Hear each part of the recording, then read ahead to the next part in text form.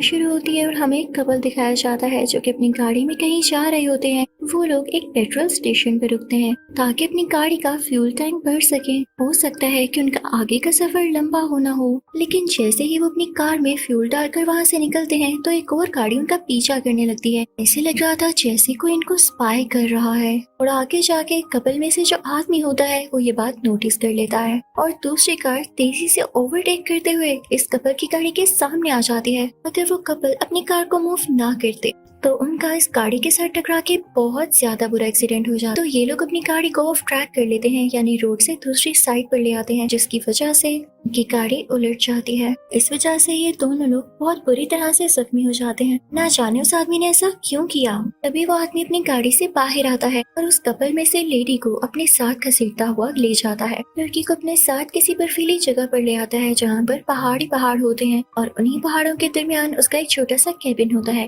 यहाँ पर लाते ही उस लड़की को बांधता है, बहुत बुरी तरह से उसे टॉर्चर करने लगता है और फिर उसके पीसीस करता है। और अगले सीन में हम इस आदमी का फेस देखते हैं और ये उसी लड़की का गोश्त खा रहा होता है। यानी ये इंसान नॉर्मल नहीं था बल्कि एक कैनिबल था जो कि इंसानों का गोश्त खाता है। और उससे भी अजीब बात ये कि ये आदमी सिर्फ औरतों का गोश्त खाता है। अब हमें इस आदमी की नॉर्मल लाइफ दिखाई जाती है। ये एक टेलर है और अपनी जिंदगी नॉर्मल इंसानों की तरह गुजारता है। बस खाना खाते हुए ये वैशी बन जाता है और लोगों को मार ही डालता है। इस न्यूज़ लेडी का जो भी मीट काटा होता है वो उसे अच्छे तरीके से रेफ्रिजरेटर में स्टोर कर देता है और दूसरे कैनिबल्स की तरह ये गोश्त कच्चा नहीं बल्कि पका कर खाता है, उसे स्पाइसेस लगा कर और काफी अच्छे तरीके से कुक कर। इस मैन ईटर का नाम कार्लोस होता है। जहाँ ये रहता था वहाँ बारिश होने लगती है तो ये उस बिल्डिंग का दरवाजा बंद करने लगता है, लेकिन तभी वहाँ पर एक नई लड़की आती है जो कि वहाँ रहने आई थी। कार्लोस उसका सामान उठाता है और उसकी मदद करता है क्योंकि वो इससे ऊपर वाले फ्लोर में शिफ्ट हो रही थी। कार्लोस को ये लड़की बहुत अच्छी लगती है, लेकिन हम नहीं जानते कि किस वे में। क्या वो इसलिए तो नहीं कार्लोस को अच्छी लग रही होती कि इसने इसको भी मारकर इसका गोश्त खाना होगा। दिन गुजरते जाते हैं और कार्लोस रोज उस लड़की को देखता है। वो लड़की भी कार्लोस की तरफ अट्रैक्ट होने लगती है, लेकिन जल्द ही हम पर रिवील हो जाता है कि कार्लोस के दिल में यही बात है कि वो इसको भी काट कर खाएगा। लेकिन साथ साथ वो ये भी सोच रहा था कि ये मेरे ही अपार्टमेंट में रहती है, अगर ये यहाँ से गायब हो गई तो लोग तो मुझ पे शक करेंगे। तो वो चुपचाप अपनी ही बिल्डिंग में अपने कमरे में अपना टेलर का काम करता रहता है और खिड़की से उस लड़की को देखता रहता है। एक दिन हम देखते हैं कि वो लड़की कहीं जा रही होती है और काफी खुश होती है। वो सीधा कार्लोस के पास आती है और उसे कुछ पेपर्स देते हुए कहती है कि ये एड्स हैं मेरे सैलून की, क्या तुम इनको एडवर्टाइज कर सकते हो? तुम आसपास कहीं भी लगा सकते हो ताकि लोग इसको देखकर मेरे पास आए। तो कार्लोस पहले तो नहीं मानता लेकिन बाद में मान जाता है ताकि उस लड़की के साथ अपना ट्रस्ट डेवलप कर सके। कार्लोस उन पम्फलेट्स को चिपका देता है। अब कार्लोस के दिल में अभी भी वही बात चल रही थी कि वो इस लड़की के टुकड़े करेगा और इनको भी स्टोर करेगा, हालांकि उसके पास पहले वाला मीट अभी तक खत्म नहीं हुआ था। यानी ये औरतों के मीट का इतना ज्यादा भूखा था। अब अगले सीन में हम इसे किसी और लेडी के साथ देखते हैं। अब एक रात कार्लोस जब काम कर रहा होता है तो उसे उसी लड़की की आवाज़ें आती हैं। वो उसको इग्नोर करने लगता है कि भला मेरा क्या लेना देना है, लेकिन कुछ टाइम बाद वो लड़की खुद ही इसके दरवाजे पर आ जाती है। कार्लोस को ना चाहते हुए भी दरवाजा खोलना पड़ता है। तो वो लेडी इसे कहती है मुझे पुलिस को कॉल करनी है। तो कार्लोस उससे कहता है क्यों, क्या हुआ? तो वो कहती है बस मुझे पुलिस की मदद चाहिए। कार्लोस कहता है सॉरी मैं नहीं बुला सकता, मुझे पुलिस अच्छी ही नहीं लगती। और वो इसीलिए कह रहा होता है कि अगर पुलिस यहाँ पर आ गई और गलती से किसी ने उसका रेफ्रिजरेटर खोल लिया ना तो उसका राज सबके सामने आ जाएगा। तो वो लड़की उससे कहती है अच्छा तुम घर आए मेहमान को पानी भी नहीं पूछते क्या, एक पानी तो पिला दो। तो कार्लोस किचन में पानी लेने के लिए जाता है, लेकिन वो लड़की भी उसके पीछे आ जाती है और खुद से ही रेफ्रिजरेटर खोल लेती है। वो देखती है कि इतना सारा मीट पड़ा हुआ है, लेकिन क्योंकि वो पैक करके रखा गया था, एक साथ जोड़ जोड़ कर रखा गया था, तो उसे पता नहीं चल पाता कि किसी इंसान का मीट है। लेकिन वो हैरान जरूर होती है कि ये आदमी कितना गोश्त खाता है। ये बात कार्लोस को बिल्कुल अच्छी नहीं लगती कि किसी ने उसकी प्राइवेसी खराब की है। कार्लोस को इस बात पे काफी गुस्सा था, तो उस लड़की से कहता है तुम यहाँ से चली जाओ। लड़की बहुत हैरान होती है और कहती है अच्छा चली जाती हूँ, पर मैं तुमसे हेल्प इसलिए मांगने आई थी क्योंकि तुमने भी सुना होगा मेरे घर से चीखने चिल्लाने की आवाज़ें आ रही थी, यानी वाकई मेरे साथ गलत हो रहा था, तो मुझे सिर्फ तुम विटनेस के लिए चाहिए थे। नहीं आती मैं चाह रही। तभी कार्लोस उसे पीछे से आवाज देता है अच्छा रुको बात तो सुनो, तुम्हें पुलिस को यहाँ बुलाना था ना, तो क्यों ना हम दोनों मिलकर पुलिस स्टेशन जाएं। तो वो लड़की कहती है बहुत अच्छा आइडिया है। अब वो दोनों मिलकर पुलिस स्टेशन जाते हैं, लेकिन हमें पुलिस स्टेशन का सीन ही नहीं दिखाया जाता। हम नहीं जान पाते कि वो दोनों एक साथ कहाँ गए थे। कहीं कार्लोस ने उसे भी तो नहीं मार दिया।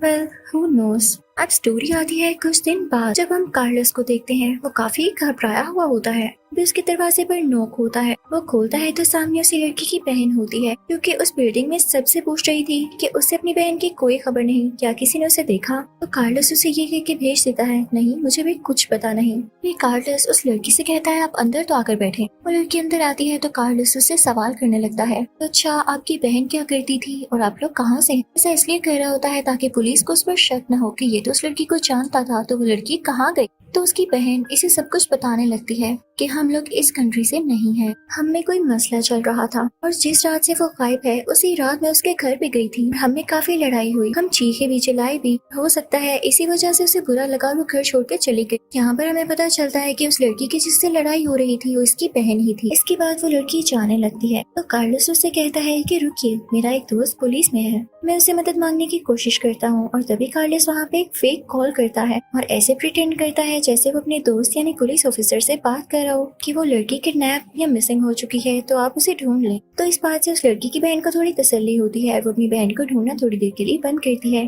कार्लोस भी यही चाहता था और उस लड़की की बहन कार्लोस को थैंक्स कहते हुए नीचे आ जाती है। तभी कार्लोस नोट करता है कि उसी लड़की के घर में उस फ्लोर पर एक आदमी आया है, लेकिन वो भी नॉक करके चला जाता है और कोई दरवाजा नहीं खोलता। इन्हीं दिनों में कार्लोस को चर्च से एक ऑर्डर आता है कि एक बहुत ही कीमती कपड़ा तैयार करना है। कार्लोस उस काम में लग जाता है और वो उस लड़की की बहन से कहता है कि आपको किसी भी मदद की जरूरत हो तो मुझे जरूर बताइएगा। वो लड़की भी इसे काफी अच्छा समझ रही होती है। उस लड़की की बहन वहीं पर रहने लगती है। कार्लोस उसे भी खिड़की से देखने लगा। तो अगली सुबह वो लड़की वापस से उसके पास आती है तो उससे कहती है, कार्लोस बहुत दिन निकलते जा रहे हैं, मेरी बहन मिसिंग है, हम इस तरह से नहीं बैठ सकते, मुझे पुलिस को बुलाना होगा। तो कार्लोस कहता है, मैंने अपने दोस्त से बात की है ना, वो कुछ ही दिन में आ जाएगा। लेकिन उस लड़की की बहन नहीं मानती तो ये दोनों दोबारा से पुलिस स्टेशन जाते हैं। पुलिस स्टेशन जाकर वो मिसिंग रिपोर्ट लिखवाते हैं, लेकिन पुलिस भी उसे कैसे ढूंढती, वो तो कार्लोस के पेट में थी बेचारी। अब समझ आया, यहाँ कंफर्म हो गया कि कार्लोस ने उसे काट कर खा लिया था, यानी ये बंदा ट्रस्ट के काबिल बिल्कुल नहीं था। जब वो लोग वापस आ रहे होते हैं तो उस लड़की की बहन कहती है, मेरी बहन ने जितने भी पैसे अर्न किए हमें हमारे पेरेंट्स को भिजवाने थे, और उस रात लड़ाई भी इसी बात पर हुई थी क्योंकि वो पैसे पेरेंट्स को भिजवाना नहीं चाहती थी कि ये उसने कमाए हैं। जब से वो गई है पैसे भी नहीं मिल रहे। तो कार्लोस उसे कहता है, परेशान नहीं हो, तुम्हें जितने पैसे चाहिए मुझसे ले लेना। तो वो लड़की उससे कहती है, आखिर तुम इतने काइंड क्यों हो रहे हो, तुम्हें इसके पीछे क्या फायदा है? तो कार्लोस कहता है, मेरा दिल बस बहुत बड़ा है, आप फिक्र नहीं करें, जब तक मदद चाहिए होगी मैं करूँगा। अब अगले दिन कार्लोस देखता है कि उसी लड़की के अपार्टमेंट में इस बिल्डिंग का ओनर आया है जो कि उससे रेंट मांग रहा है। कार्लोस उससे डांटता है कि तुम्हें नजर नहीं आ रहा कि किस सिचुएशन में है, अभी जाओ यहाँ से। और इसी के साथ वो उस लड़की की मदद करता है, उसे पैसे देता है। तो वो लड़की बाद में उसके घर आती है और उसे कहती है, कार्लोस मुझे अच्छा नहीं लग रहा, मेरी इतनी ज्यादा मदद कर रहे हो लेकिन बदले में मैं तुम्हारी कोई मदद नहीं कर पा रही, तुम आज डिनर पर आ जाओ, रोज तुम खुद खाना पकाते हो, आज मैं तुम्हारे लिए कुछ बनाती हूँ। लेकिन कार्लोस कहता है, नहीं नहीं, मुझे बस अपने घर में रहना अच्छा लगता है। तो वो लड़की से पूछती है,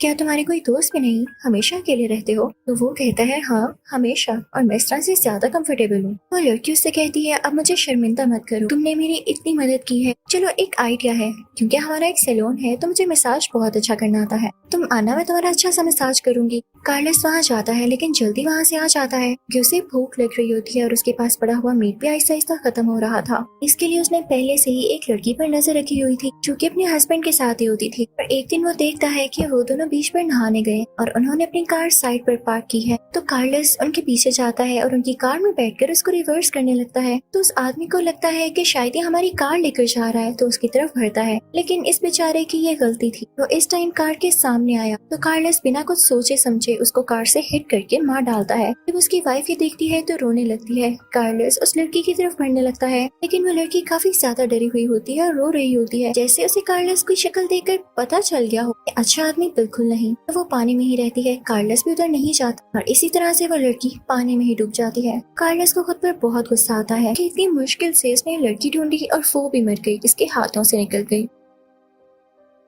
ये घर आता है तो इसके पास उसी लड़की की बहन आती है और कार्लोस से कहती है, कार्लोस मुझे पुलिस स्टेशन से कॉल आई है, उनको एक डेड बॉडी मिली है, वो कह रही हैं कि इसकी भी वही एज है जो कि मेरी बहन की थी, तुम फौरन से मेरे साथ आओ, मुझे उसको देखना है। तो कार्लोस उसके साथ जाता है, ये जानते हुए भी कि इसकी बहन तो हो नहीं सकती क्योंकि वो उसे खा चुका था। वो वहाँ पर जाते हैं और जब उस लड़की की शक्ल दिखाई जाती है तो ये बेचारी वही लड़की होती है जो कल रात समंदर में डूब कर मरी, सी कार्लस की वजह से। कुछ टाइम बाद कार्लस देखता है कि उस लड़की के अपार्टमेंट का दरवाजा टूटा हुआ है, जैसे किसी ने जबरदस्ती दरवाजा खोलने की कोशिश की हो। वो अंदर जाता है और उस लड़की से पूछता है क्या हुआ आपको। लड़की काफी रो रही होती है, कहती है कि मेरी बहन का एक दोस्त था जो उससे पैसे लिया करता था और अब वो मुझसे पैसे मांगने आया है। जो मैंने उसे पैसे नहीं दिए तो वो मुझे ये कह रहा है कि तुमने अपनी बहन को भी पैसों की खातिर मारा होगा, वो पुलिस में रिपोर्ट करेगा। तुम मुझे बताओ मैं ऐसा कर सकती हूँ क्या। तो कार्लस कहता है नहीं बिल्कुल नहीं, मैं जानता हूँ कि आप अपनी बहन को कितने दिन से ढूंढ रही हैं। आप ऐसा करें कि मेरे अपार्टमेंट में आ जाएं, आपको रेस्ट की जरूरत है। उसके बाद वो उस लड़की का बहुत ख्याल रखने लगता है और एक दिन उसे कहता है